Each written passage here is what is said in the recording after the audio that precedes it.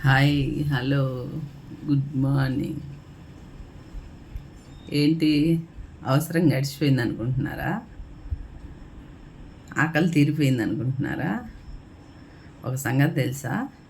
ఆకలి మళ్ళీ అవుతుంది, అవసరం మళ్ళీ వస్తుంది. భూమి మీద ఉన్నంతవరకు ఈ ఆకలి, ఈ అవసరం అస్సలు తీరవు. ఓకే, ఎప్పుడు కూడా మనం చేయవలసింది ఏందో తెలుసా? మనకి చిన్న హెల్ప్ ఎవరో ఒకళ్ళు భూమి మీద చేస్తే చచ్చిపోయిందాకా ఆ హెల్ప్ ఆ మనిషిని మర్చిపోకుండా ఉన్నాం అనుకో, మోక్షానికి స్వర్గానికి వెళ్తాం. అర్థమైందా? ఇవాళ రేపు ఎట్లంటున్నారో తెలుసా? ఎవరన్నా మేలు చేస్తే వాళ్ళకి కీడు చేయాలని ఆలోచిస్తున్నారు.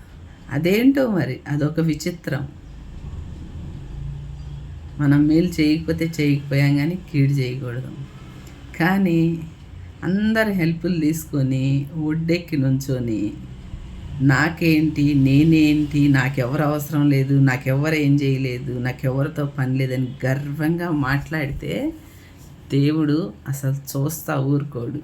ఏ మనిషినైనా భూమి మీద మన గర్వం మన వల్లనే అనిచేసిద్ది. మనం ముందు నడుచుకుంటూ వెళ్తుంటే వెనకమాల, అరే ఈ అమ్మాయి ఇట్లాంటిది, ఈ అబ్బాయి ఇట్లాంటివాడు, నలుగురికి హెల్ప్ చేస్తారు, మంచోళ్ళు అని చెప్పుకోవాలి. కానీ చి అని పక్కన ఇవ్వకూడదు. మనల్ని చూసి మంచిగా మాట్లాడుకునే వాళ్ళని, మంచి గుర్తు చేసుకునే వాళ్ళని నలుగురిని సంపాదించాలి లైఫ్లో చాలు. ఎందుకో తెలుసా? రేపు మోసుకుపోవాలిగా నలుగురు కలిసి. కొంతమందికి అయితే వేలు లక్షల్లో ఉంటారు, చచ్చిపోతే వస్తారు. కొంతమందికి ఒక్కళ్ళు కూడా రారు. ఆ మున్సిపాలిటీ వాళ్ళు లీడ్ చేస్తారు. తెలుసా ఏంటంటే, మనం భూమి మీద ఉండంగా, బ్రతికుండంగా, బాగుండంగా చేసిన పనులను బట్టి నలుగురు మన వెంట వస్తారు. వచ్చేటప్పుడు ఒంటరిగా వస్తాం, పోయేటప్పుడు ఒంటరిగానే పోతాం. కానీ వచ్చేటప్పుడు తల్లి కడుపులో నుంచి వస్తాం, పోయేటప్పుడు కట్టెల మీద మనల్ని పెట్టిల్లో మోసుకొని శ్మశానం దగ్గరికి 100 కిలోలు బరువును మోసుకొని తీసుకెళ్ళి ఆడ దాన సంస్కారాలు చేయాలి. అవి చెయ్యకపోతే మనిషికి మోక్షమే ఉండదు. మధ్యలో వేలాడుతుంటారు. అర్థమైందా? నేను మంచిదాన్ని, నేను అది చేశా, నేను ఇది చేశా, నేను ఇంతే, నాకేం తక్కువ, ఇట్లా అనుకునే వాళ్ళందరి గురించి ఈ వీడియో. నేను అనుకున్న వాళ్ళు మట్టి కొట్టుకుపోతారు, మట్టిలో కలిసిపోతారు.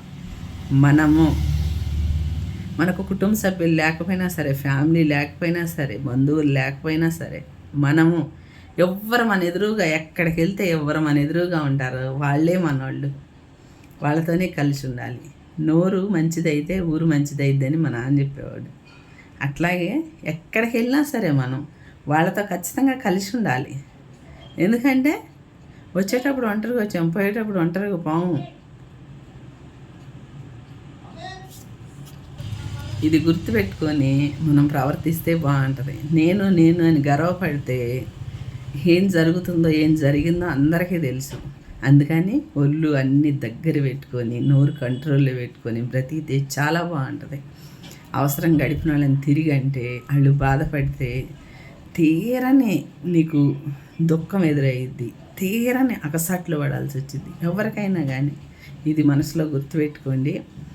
ఆస్తి ఉంది, అందం ఉంది, ఐశ్వర్యం ఉంది, బలగం ఉన్నారు, ఎవరినో చూసుకొని ఎగిరెగిరి అవన్నీ మానేసేయండి. ఎన్ని చేసినా ఒంటరే మనం. కానీ పోయేటప్పుడు మాత్రం నలుగురు కావాలి. అది చేయాలంటే నోటి మంచితనం కావాలి.